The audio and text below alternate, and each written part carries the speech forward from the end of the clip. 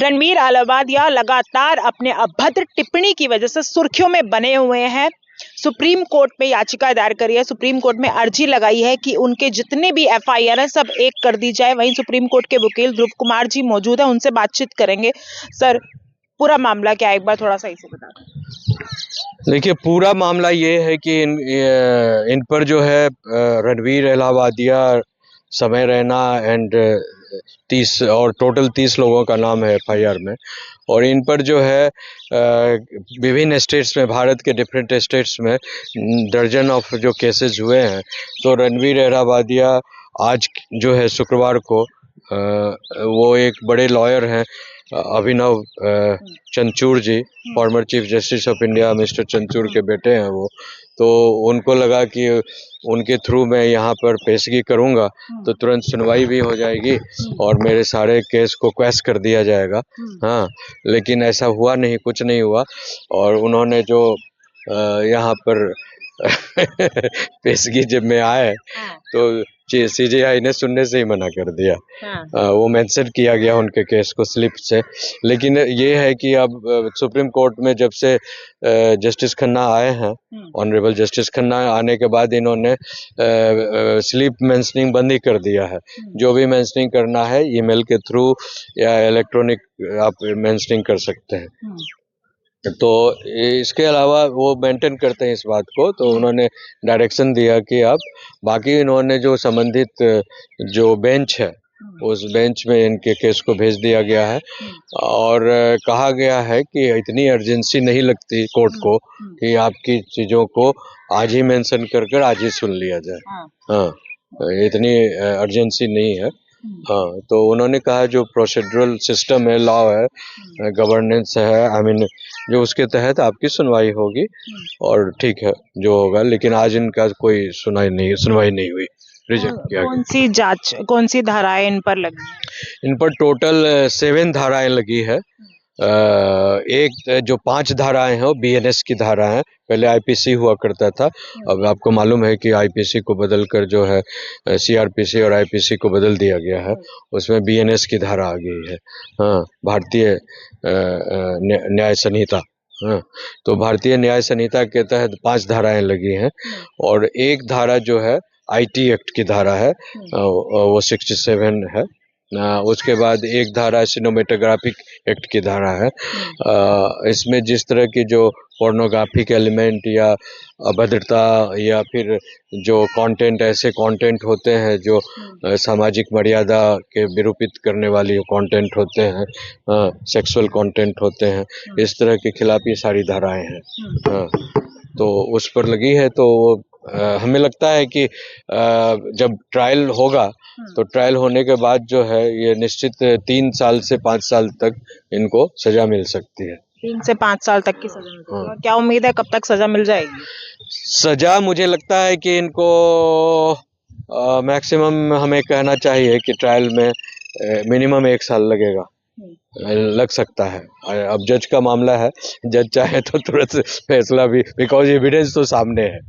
Evidence सामने, अगर ये मेन जो कोर्स ऑफ एक्शन होता है प्रोसीड्यूर, वो अपीयरेंस का होता है। लोग ज़्यादातर लोग आते ही नहीं। हाँ, तो फिर वो नोटिस पर नोटिस, नोटिस पर नोटिस, फिर रजिस्टर्ड नोटिस, फिर गजेट सिस्टम होता है। लेकिन ये सारा स्टेट केस है, तो हमें लगता है कि जल्दी सुनवाई हो जाएगी। इंटरनेट पर काफी रोष उन्हें मिल रहा है, उन्होंने माफी मांग ली। वही तमाम और कुछ भी लोग वहां पर मौजूद थे जिनके शो पे गए, उन्होंने माफी नहीं मांगी। नहीं, माफी मांगने या नहीं मांगने का यहाँ कोई सवाल ही नहीं है। आप, सवाल ये है कि आप किसी आप जो है सेक्शन 19 की जो धारा है हमारे संविधान में, जो कहता है freedom and expression, liberty expression की बात जो करता है, freedom of liberty and freedom of expression of thought. तो उनको ये आगे सिर्फ 2 शब्द उन्होंने सुन लिया, आगे उनको धारा को उन्होंने पढ़ा ही नहीं। उसी धारा में जो उनके सब क्लाउजेज हैं उसमें ये लिखा हुआ है कि आप इस धारा को इस तरह से नहीं इस्तेमाल करेंगे जिससे किसी की पर्सनालिटी को, किसी की पर्सनल लाइफ को या किसी के मनोभाव को आघात पहुंचे। हाँ, और इन्होंने तमाम जिस तरह की विरूपित भाव में इन्होंने एक कॉमेडी, एक जो देखिए एक सात्विक रिलेशन है, माँ बाप का आपस में संभोग करना भी एक सात्विक रिलेशन है, और इनके दिमाग में मजे की बात है। हाँ, लेकिन वहाँ सात्विक वो संतति पैदा करने के लिए बनाया। पूरी प्रकृति जो है संभोग कर रही है, और पूरी प्रकृति में संभोग से ही हर चीज पैदा ले रहा है। लेकिन सोचने वाली बात है, और ये कह रहे हैं कि स्क्रिप्टेड कंटेंट नहीं है, पूरा का पूरा साफ लग रहा है कि स्क्रिप्टेड कंटेंट ही है इनका। ये तो स्क्रिप्टेड कंटेंट है ना। इस तरह की जो स्क्रिप्टेड कंटेंट थी, ये ऑलरेडी अमेरिका में वहां से चुराया हुआ को, हाँ, उन्होंने चुरा कर ये इंडियनाइज वर्जन में उन्होंने अपने हिंदी भाषा में प्रयोग किया है। और उनको लगता है कि हर चीज अमेरिका में जो हो रहा है मॉडर्निटी के नाम पर, उसको इंडिया में भी परोसा जा सकता है। लेकिन भारतीय समाज एक अलग है, दृष्टिकोण अलग है। ऑल्दो भारतीय समाज में जब से ये जो है गुरुकुल सिस्टम और संस्कार को ख़त्म किया गया है, और ये पब्लिक एजुकेशन, कन्वेंट, इसको क्रिश्चियनिटी एजुकेशन को पेनेट्रेट किया गया है भारतीय समाज में, जिससे बहुत ज़्यादा जो है इस तरह की परवर्टी आई है, परवर्शन ऑफ थॉट हुआ है, तो ये जो है इसे बदलना होगा। पार्लियामेंट को आगे आना चाहिए, सारे मेंबर ऑफ पार्लियामेंट्स को और गवर्नमेंट को, खासकर प्रधानमंत्री, बिकॉज हर समय जो है वो अच्छी बात करते हैं, तो अपने मन की बात में भी और अपने मतलब खुद की जो इनकी बहुत सारी जो सिस्टम है कम्युनिकेट करने की, उससे ये संस्कार को जो है बेहतर कैसे बन सकता है, और इस तरह की चीज़ों को कैसे कानूनन रूप से कंट्रोल कैसे किया जा सकता है। प्लस उनको एक स्पेशल नंबर जारी करना चाहिए पूरे भारत में, जैसे आपको 100 नंबर है, 112 नंबर है या 115 नंबर है। आजकल आप देख रहे हैं वो टेलीफोन भी किसी को कीजिएगा तो डिजिटल अरेस्ट वगैरह, साइबर क्राइम की बात अलर्ट किया जाता है। उसी तरह इस तरह की जो कंटेंट्स हैं जो परोस रहे हैं सोशल मीडिया पर या कहीं भी परोस रहे हैं किसी भी फॉर्म में, समझे ना, तो उसके खिलाफ भी भारत सरकार को आगे आकर जो है अलर्ट करना चाहिए सारे टेलीफोन पर, और एडवर्टाइजमेंट के थ्रू, अखबारों के थ्रू, टेलीविज़न के थ्रू, रेडियो के थ्रू, और उसको जो आप तुरंत इस नंबर पर रिपोर्ट कीजिए, और स्पेशल सेल बनानी चाहिए।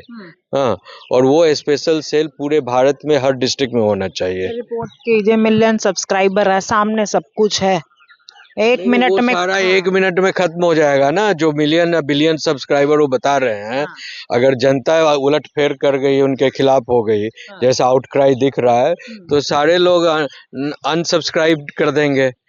जो मतलब फर्श से अर्श पर उनको बैठा दिया जनता ने, वही जनता उसको अर्श से उठाकर फिर धरती के अंदर घुसेड़ देगी, जिस तरह अरविंद केजरीवाल का हाल हुआ। हाँ, दिल्ली में हुआ ना।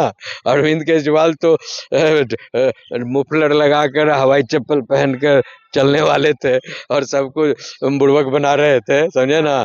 तो जब इनकी जो असलियत जब सामने आई तो तुरंत उनको अर्श से उठाकर धरती के अंदर घुसा दिया गया, फर्श में, समझे। उसी तरह ऐसे ही जो सेलिब्रिटी है सबका यही हाल होगा।